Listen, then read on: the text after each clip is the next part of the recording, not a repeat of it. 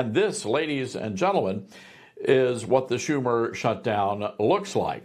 So when will the government reopen? Well, joining me now is Eric Flores, a congressional candidate and Republican from Texas. Good to have you with us. This is just a head scratcher here. We're getting word now, Democrats are suggesting that it is illegal for President Trump to pay military troops, and they're suggesting that they might possibly go to court. What say you, sir? Yeah, Todd, thanks for having me on this afternoon. I think it's pretty egregious that, the Democrats are out here in these fine hotels having these fine meals. Meanwhile, the American patriots who are securing the border now starting tomorrow will have paycheck instability. They will be looking for their paycheck to put food on the table. And instead of our Congressman Vicente Gonzalez voting for the clean CR, he's essentially sending a ransom note to the constituents of District 34, telling them to pay the benefits of illegal immigrants instead of actually voting for the CR and paying these military members, these Border Patrol, ICE agents, FBI, IRS, and HSI agents. But instead, he's sending this ransom note, and we're holding these American patriots hostage without them seeing their next paycheck. That's wrong. He either needs to do his job or needs to get out of his way.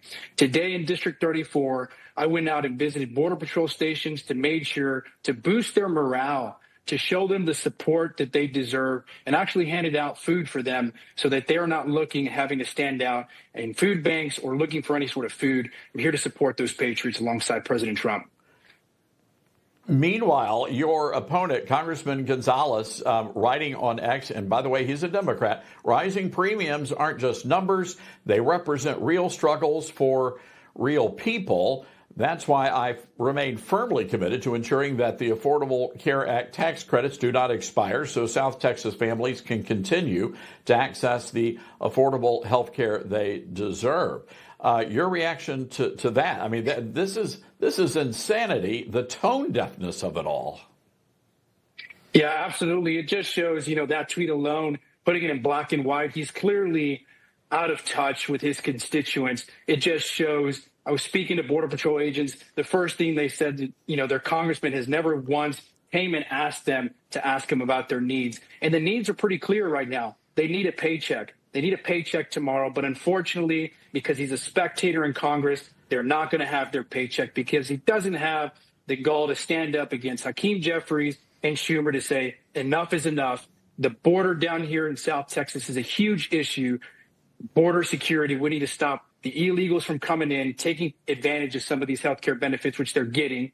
We need to stop the fentanyl crisis and the gun trafficking. But instead, he's being a spectator, and he's not paying the American patriots securing our border.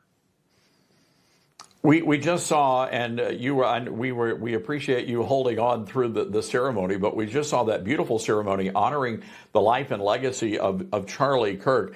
What is your message to those next generation of young conservative voters that saw what happened in Utah at that university?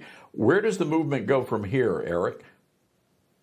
Yeah, absolutely. I think this is a beautiful moment. And just a reminder, on Charlie Kirk's birthday, what a great American patriot. President Trump is honoring him with the Presidential Medal of Freedom. It's just yet another reminder, even though Mr. Kirk has passed, of telling young conservative American patriots to continue to move forward with his message, to be passionate about civil debate, most importantly, without violence. And that is what he did nationwide. It is a key reasoning is why President Trump won his election, because he was able to motivate them. So just as President Trump showed us in Butler, Pennsylvania, we should never stand down, even when violence is inflicted, on our message that we must continue this conversation in America.